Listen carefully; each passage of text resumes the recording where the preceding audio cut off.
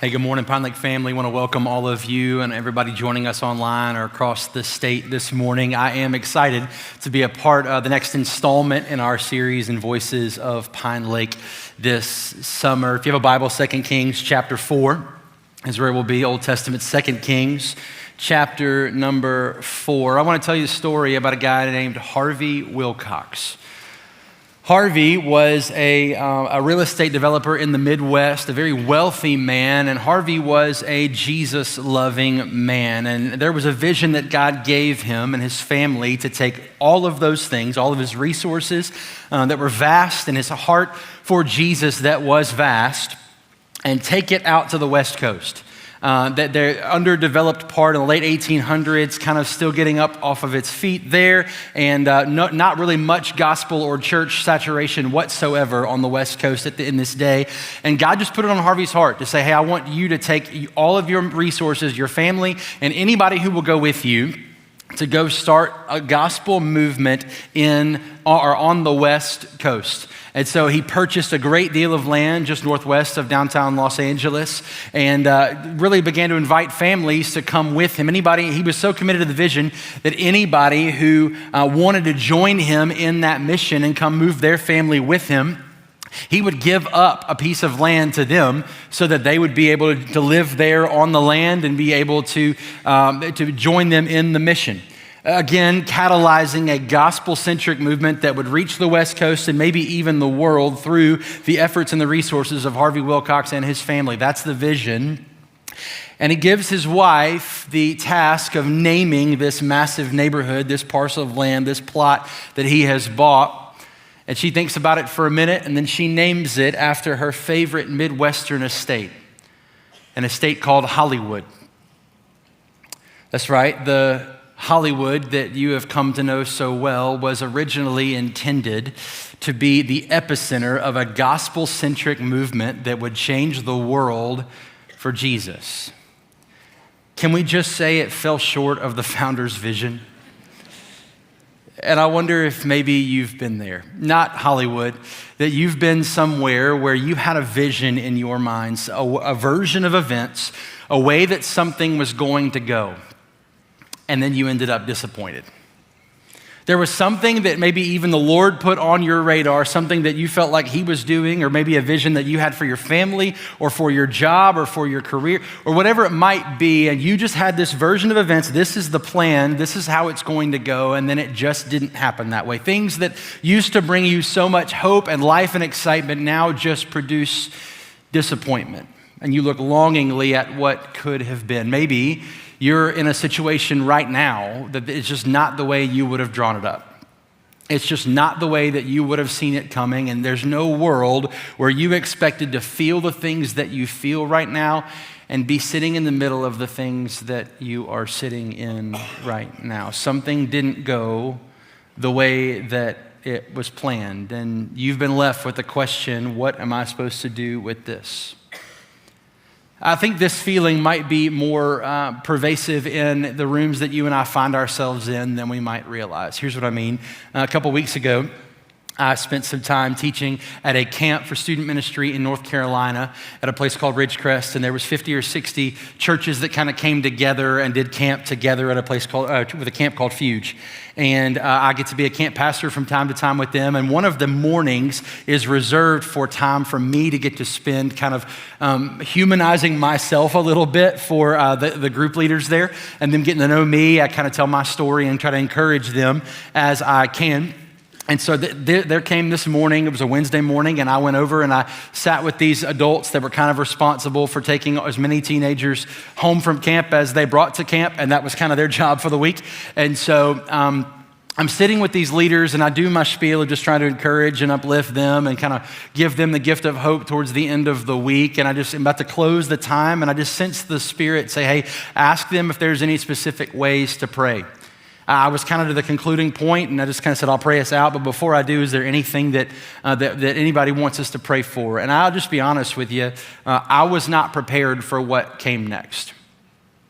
Because what came next, after about 30 seconds of awkward silence, A man stood up in the front and said, my son's been sick for the last couple of months, and my wife called this morning, and they're at the hospital, and they want to start him on a feeding tube because they're not sure that he can sustain life without it.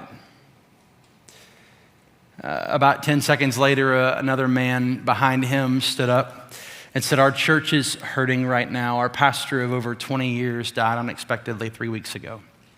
I'm the only other staff member, and I don't know what to do. Man stood up on the other side of the room and said, my wife left me last month, and I didn't want to be alone. Our youth pastor just invited me to come to camp with him, so I didn't have to be alone in my own house. Another woman stood up and she said, my brother's going to prison next month, and I'm responsible for his kids for the next 7 to 10 years. And then maybe the most heartbreaking situation, a woman stood up and said, there's a girl here this week in our youth group who 2 months ago held her best friend as she died after being struck by a vehicle at the beach. What I didn't realize is the room that I was in was filled with people who were in a situation that seemingly had no solution. What do we do when we don't know what to do? What do we do when we're in a situation that requires intervention from the Lord? What do we do when days get desperate? Where do we turn? How do we respond? 2 Kings chapter 4, we find a woman whose story will inspire answers to those questions. She asked the same ones at some point in her life. And I think if we zoom in there for just a moment, there are maybe 3 or so lessons at least that we can learn from. And when we face these same situations and when we have to ask the same questions, 2 Kings 4, beginning in verse 1 says this, one day, the widow of a member of the group of prophets came to Elisha and cried out, my husband who served you is dead, and you know how he feared the Lord. But now a creditor has come threatening to take my 2 sons as slaves. This widow, we don't know her name, but we do know that she's a widow in a patriarchal society, which means the rights of men were preferred and were promoted and were privileged, and the rights of women were not. The rights of women were limited at best. She is in a vulnerable position from multiple angles. We don't know exactly why she is in the financial crisis that she's in. The Bible does say that it was her husband's debt that the creditors have come to settle. Maybe it was his fault. Maybe it's their debt they had together. Maybe it's just like it is to some people in the modern world that creditors just take advantage of people in vulnerable positions. We don't know what the story is there, but to be a widow in the ancient world was to be in a vulnerable and a dangerous place. She's lost her husband. She's lost her resources, and now she's about to lose the only thing she has left is her kids. She's found what many people would call rock bottom. It doesn't get darker than this. And what does she do? She cries out to Elisha for help. This word for cries out, it literally translates an urgent cry that insists on a response. It's not just a, hey, if anybody's got any time. No, she's making a scene here. And I'm demanding that somebody step into this situation with me. And right here out the gate, we find the first example, the first lesson that we can learn when we're faced with circumstances that we can't seem to find our way through. And that is to acknowledge your condition. The primary requirement for a miracle in your life is your own recognition that you need one. You have to come to the place where you realize and admit you cannot fix it on your own. Plans A, B, and yet even C have to fail you. Desperation has to set in, and it's when that desperation sets in and your honesty takes over that you have to choose to resign from the position of boss of your situation, because your resignation is God's invitation. When you say, hey, I've tried and I can't seem to find a way forward. I'm sitting in this mess and I can't seem to find a way out. I've tried everything I know how to do on my own and it's failed me.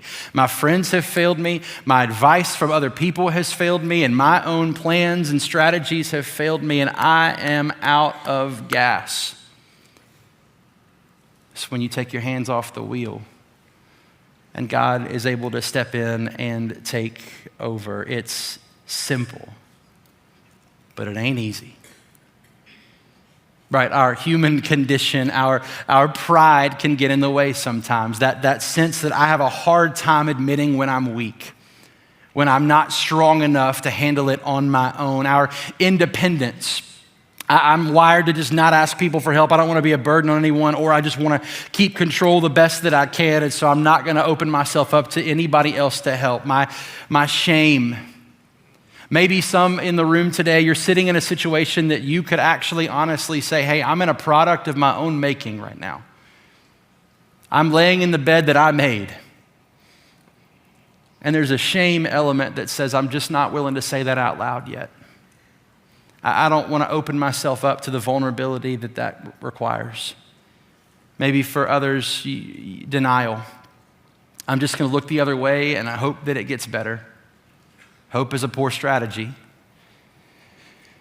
Maybe for me, for you, maybe you're like me, mine is impatience. D.A. Carson said the reason the Christians don't like praying for patience is because it assumes that you'll be placed in a situation you don't like. And for me, even if I can't seem to find a path forward, if I turn it over to God, my timing and his timing might be different. He's eternal, I'm 32. We're probably gonna have different perspectives on things. But I'm not sure that I really want to let go of the reins. This woman had to come to a place where she set all of those things aside. Whatever it was for her that might have kept her from being honest about her condition, what was really going on, she had to put away so that she could step into what God had for her. And if we want God to move on something in our lives, we have to do the same. So she makes her condition known. In verse 2, the Bible says, what can I do to help you? Elisha asked. Tell me, what do you have in the house? Nothing at all except a jar of oil, she replied. And Elisha said, verse 3, borrow as many empty jars as you can from your friends and neighbors. Then go into your house with your sons and shut the door behind you. Pour olive oil from your flask, the olive oil you have, into the empty jars, setting each one aside once it's been filled. So the woman lays out her situation, tells Elisha everything she knows about everything, and Elisha responds with a question. He says, what do you already have? What are we working with here? What's on the inventory? What do we have at our disposal? And she says, one small jar, flask of oil. And then his response is to give her a job. He tells her what to do next. And notice, he doesn't tell her what he's going to do next. He tells her what she has to do next. Zooming in a little bit closer, the second lesson we can learn once we're honest with our condition, we take it to the Lord, and then we listen for God's direction. We acknowledge our condition, and then we listen for God's direction. When we lay something before God, we ask him to move, we ask him to speak, ask him to guide us or to do something miraculous. There are two traps, at least two, maybe more, but at least two, that I think we have to make sure we do our best to not fall into. The first trap is the trap of sitting out. Sitting out, what do I mean? It's the posture of, here, God, take this. I need you to do this. Call me when it's done and I'll come back and get it. Notice Elisha doesn't just say to the widow, I'll take care of it. He doesn't just hand her some money and move on. He doesn't try to negotiate with the creditors and try to help her situation just in the immediate. He doesn't give her a handout. He doesn't do anything except, as a representative of God, give her something to do. He gives her ownership in what would be a miracle. He gives her a responsibility to hold. He tells her to go collect the jars, a bunch of other jars from other people, take what little oil she did have and pour it out. don't miss it. Elisha tells her to take the only thing she has left and give it back to God. He asked her not for oil, he asked her for faith. And the evidence of that faith was going to be found in her work. When I was in 8th grade, I was so excited. I was gifted by my parents one of those really fancy like graphing calculators. They were kind of new on the scene. They looked like you could launch a spaceship from them. And so I had gotten this calculator. It's the kind where you could just plug the formula in on your paper exactly as it sat and make sure you put all of the letters and the numbers, which I'm a proponent, letters and numbers shouldn't ever be together. But you plug everything in, you hit the enter button, it spits out the answer. If it's a graph that's the answer, it graphs it for you. If it's an equation or a formula that's the answer, then it prints that out on the calculator too. If it's just a simple like, hey, I'm not sure what 7 times 4 is, it prints that out for you too. And I was so excited, and I sat down in my 8th grade class that very next Friday, and my 8th grade teacher, Miss Nancy Britt, I hope she's not watching right now, and so she sat down at her desk and said, it's pop quiz time, and I'm thinking, buddy, am I ready for this? And so she hands the quizzes out, and I just begin to mow this thing down. I'm typing everything that I can. I'm lining everything up, make sure I've got all the letters and numbers in order. I hit enter, boom, there's the answer. I write it down. I'm running smooth through this quiz. They're going to name a building after me here by the end of this thing. I turn the quiz in, go home for the weekend, come back on Monday. She hands out the quiz grades, and mine has a big red 0 on the top right corner. And I'm immediately confused. I'm thinking through, did I misread the instructions? Did I not type the formulas in right? I was pretty careful to type the form. And then I'm thinking, did my parents get me like the Temu version of the calculator? Like, is it their fault? Like, what's the deal here? So I walk up to Miss Britt's desk and I said, Miss Britt, what's the problem? What did I do wrong? And then she said, you didn't show your work. And I said, but Miss Britt, did I get the wrong answers? And then she said this, she said, no, you got the right answers, but you didn't learn anything. And it's sitting in an 8th grade math classroom that Miss Nancy Britt teaches me a lesson that growth doesn't happen with quick and easy answers. Growth happens in the process. I think I'd say it this way. In my experience, God is more interested in growing your faith than meeting your expectations. Sure, he can do those things. He's able to do, but Ephesians 3 would say, exceedingly more than you could ever ask. But his aim is not your problem. His aim is your heart. What am I saying to you? If we aren't careful, we can become so focused on what we want God to do in our situation that we miss what he might be trying to do in our soul. That there are things that he's trying to till up in us that only happen in this environment when we're faced with a choice to say, am I going to listen to God? Sometimes God's response to our prayers is intervention. He steps in and just makes a way where there seemed to be no way. He intervenes, but other times he instructs. It's not intervention, it's instruction. God puts something in front of you that he needs you to have the faith to go do. We can't afford to sit out. The second trap, I think, is similar. It's what I'll call zoning out. One of the first things you learn in premarital counseling is there is a difference between hearing and listening. Hello, somebody. Throughout the Old Testament, in God's interactions with Israel, he would use a word that had a double meaning. It was the Hebrew word Shema. And it literally could be used interchangeably to mean both listen and obey. It wasn't just hear what I'm saying to you. It was listen with the intent of acting. Parents, here's the example. When you look at your child and say, you're not listening to me, what you're really saying is you're not obeying me. And so what will happen? We'll take things to God, we'll pray, and we'll ask him to do something, and then we can get frustrated when he doesn't do it on our timetable and in our timing, and then we look at him and go, are you listening to me? And he goes, yeah, but are you listening to me? You see, prayer is a two-way street. Prayer is not a monologue. It's a dialogue. It's a conversation. You do know when you pray, you're not leaving God a voicemail. That he'll just, whenever he has time, he'll get back to you. No, it's the picture of the child walking into the parent's room and climbing up on the bed. And it's sitting and talking with the father for a while. And imagine walking into the room of the God of the universe, climbing up on the bed and thinking that you should go first. Thinking that your voice should be the loudest. Thinking that you need to say your piece and get everything off your chest. Thinking what you have to say is the most important thing. What I'm learning is that God has far more to say to me than I think I need to say to him.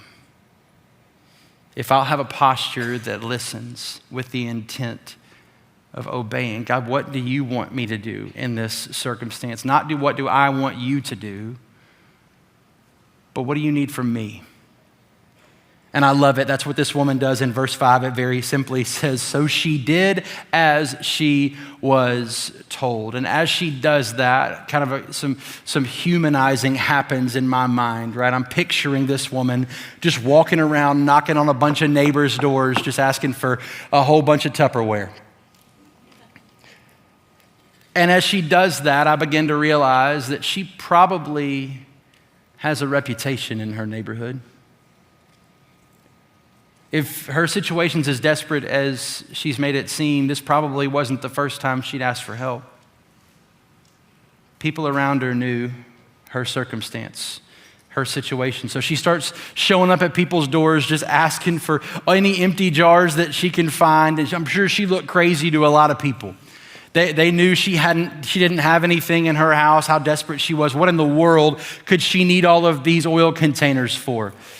And I have to believe, just reading the lines between the lines, that with every single knock,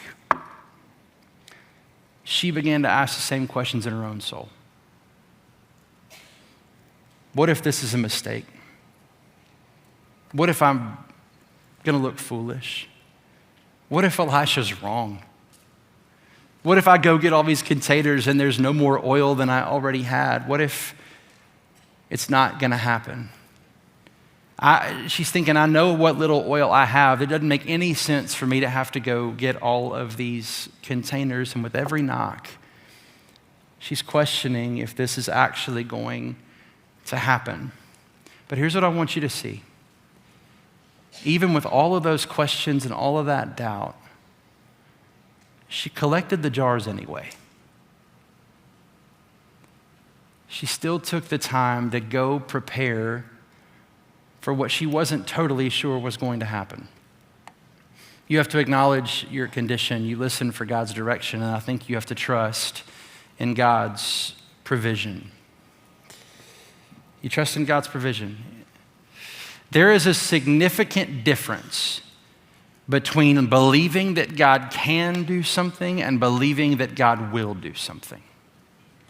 Most of us in the room, I would hope, would say, yeah, I'm not going to sit here and say that God can't do something. But believing that he actually wants to and that he will is a different conversation. I love the picture James chapter 5 offers of a farmer planting seeds before he ever sees the first rain cloud. The farmer has a job to do, and he's all of that blood and that sweat and those tears that he's generated in all of his work goes straight into the ground with the seeds. And he knows that all of that work won't make a bit of difference without a whole bunch of rain. But he plants the seeds with the expectation of rain. Imagine if the farmer decides, you know what, I'm not totally sure it's going to rain this week, so I'm just not going to plant anything. And then God sends rain. You just get a whole bunch of mud.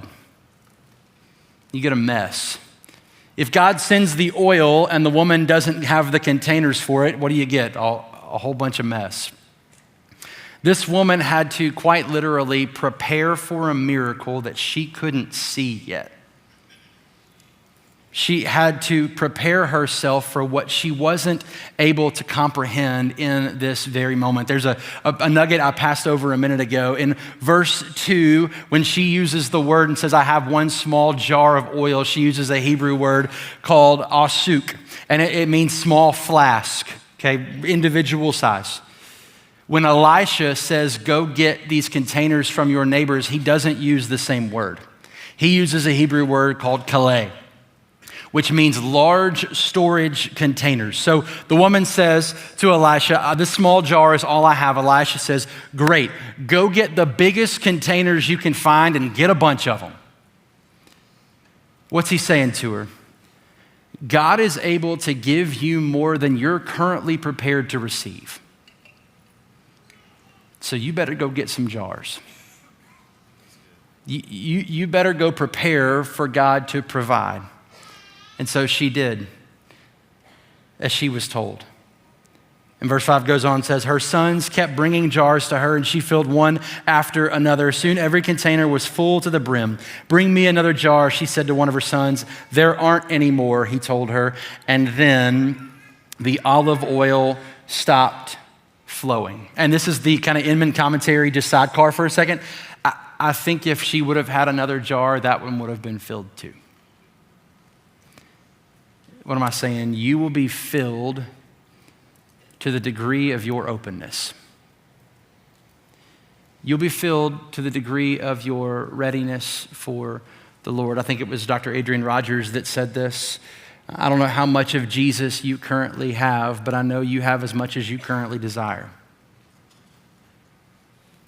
You'll be filled to the degree of your openness. Now, there are some in the house today, watching online or somewhere across the state, and life's gotten hard.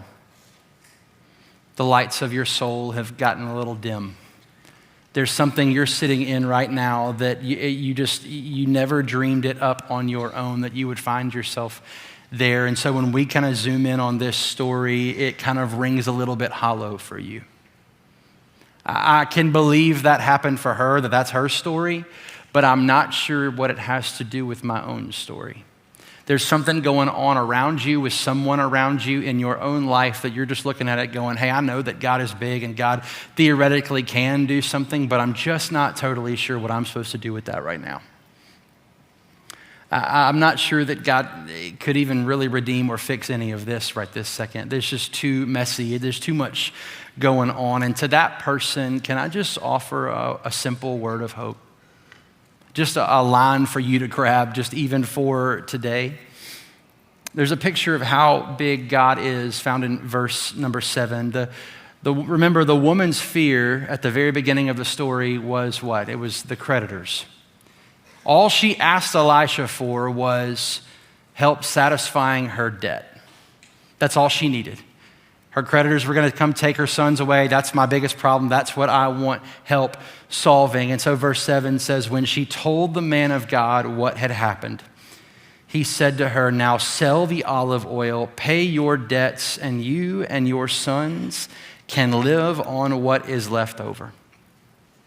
So not only did this woman receive enough to pay her debts, but she received more than what she asked for.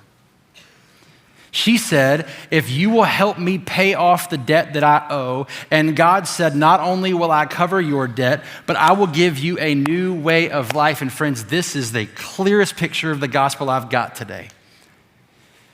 We said, I have a debt in my own sin. Jesus not only pays that debt, but then he gives you enough to live on today. He says, I will be the one who sustains you in a difficult place. I will be your rock and your shield when the world caves in around you. I will be your light on dark days. I will be your abundant life. I had what you needed then, and I have what you need now, if you'll trust me for it. His name was Danny Simpson. Danny was 26 years old, living in Ottawa, Canada in 1990. He'd fallen on hard times. He was in a financial situation that was not getting better, owed a lot of people a lot of money, and he was in dire straits. And one day he decided, you know what, I've had it, I'm done. I'm taking matters into my own hands. I'm gonna go do whatever I need to do to get this figured out. And so he loaded up a .45 caliber pistol that his father had left him when he died and took that pistol down to the local bank there where he used it to rob a bank. Made off with about $6,000 or so and ran away, got down the road a little bit, and the investigation commenced, and they figured out it was Danny. They went and tracked him down. Not only did they find all of the evidence they needed, but they found all $6,000, and they returned the money back to the bank and put Danny in prison. As they began to investigate and document all the evidence, one of the pieces of evidence was this pistol that he used. And one of the officers noticed that this pistol was not your normal kind of pistol. It was a very old, rare, kind of ancient looking pistol. And there was a guy in the police force that kind of specialized in weaponry. And so they took it to him and said, "Hey, have you ever seen this before?" And he said, "I can't believe what I'm holding." He said, "This gun is like almost 100 years old. They don't even make these anymore." And they took it to a local pawn shop there in Ottawa, and it turned out that gun was made in 1918 by the Ross Rifle Company. There was less than 100 of them in the world, and it was valued at over $100,000. If Danny Simpson would have understood the value of what his father left him, he never would have looked for it anywhere else. And friends, when you and I begin to understand the value of what our Father has for us, we'll stop looking for it everywhere else. We'll trust. We just sang it a minute ago, everything I need, my Father has it. And if that's true, that even in situations where you're frustrated, where you're angry, where you're confused, where you're hurting, and where you're weary, you can hold on to it. Because everything that you need is in the palm of his hand. And he's just saying, "Hey, let me come fill you up with honey from the rock. Let me show you resources that you know nothing about. If you'll rid your hands of everything else, open them up, and let me fill them." Can we pray that way this morning?